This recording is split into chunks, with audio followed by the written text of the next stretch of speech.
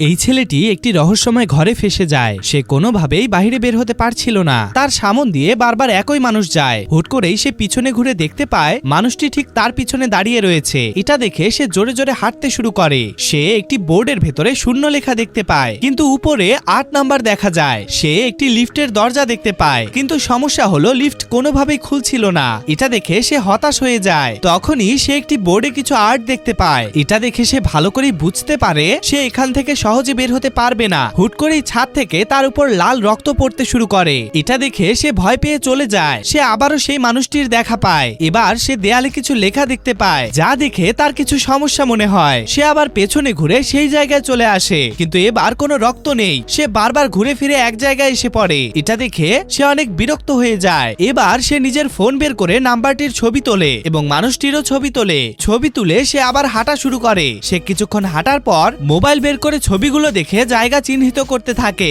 কিন্তু মোবাইলের জায়গাগুলো চেনা যাচ্ছিল না। এটা দেখে তার রাগ উঠে যায়। এবার সে আবার হাঁটা শুরু করে। হুট করেই তার পেছনে মানুষটি এসে পড়ে। এটা দেখে সে ভয় পেয়ে যায়, কিন্তু লোকটি তার পিছু ছাড়ে না। সে দৌড়াতে গিয়ে পড়ে যায়।